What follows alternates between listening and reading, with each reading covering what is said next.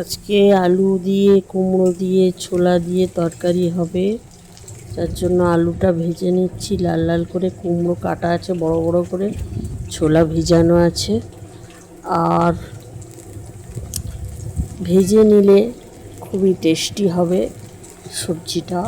আলু কুমড়ো ছক্কা খেতে খুবই ভালো লাগে আর খুবই টেস্টি লাগে। তো কিছুই না, জাস্ট সর্ষের তেল দেওয়া আছে কড়াইতে, সর্ষের তেলের মধ্যেই পুরো রান্নাটা হবে। এবারে আমার আলু ভাজা হয়ে গেছে।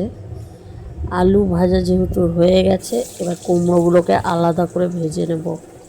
আলুর সাথে ভাজলাম না, কারণ আলু কুমড়ো একসাথে দিয়ে দিলে হয়তো ঘেটে যেতে পারে, যার জন্য আমার মনে হলো কি কুমড়োগুলো আলাদা ভেজে নেওয়া যাক আর আলুগুলো আলাদা ভেজে নেওয়া যাক।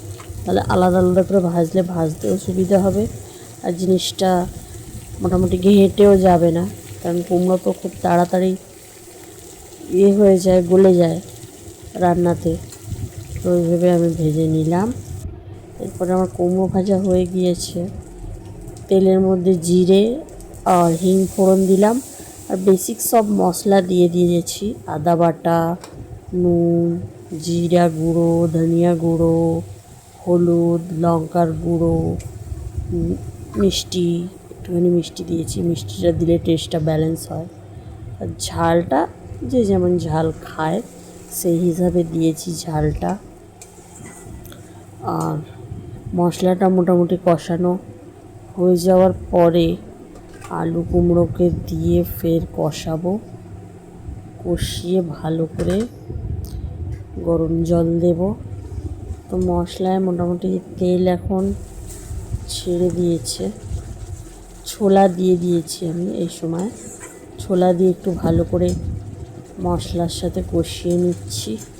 তারপরে ভাজা আলুগুলোকেও দিয়ে দিলাম এই সময়।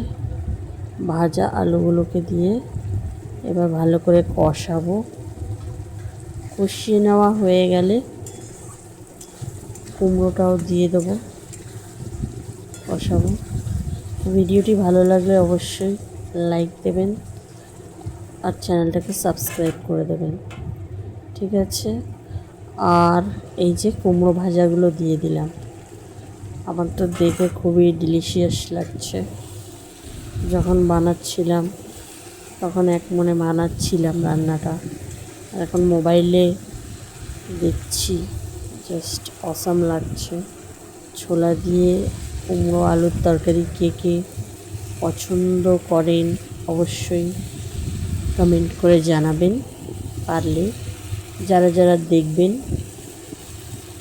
আমার তো খুবই ভালো লাগে নিরামিষ সবজি বা যে কোনো তরকারি রুটির সাথে আমার খুবই টেস্টি লাগে। একটু ঝাল ঝাল স্পাইসি হয়েছিল, আমরা খেয়েছি।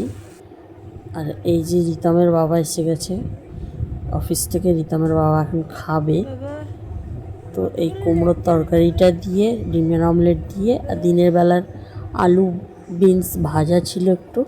তো আজকের মতন এখানেই শেষ করলাম ভিডিওটি। ভালো লাগলে জানাবেন। বাই।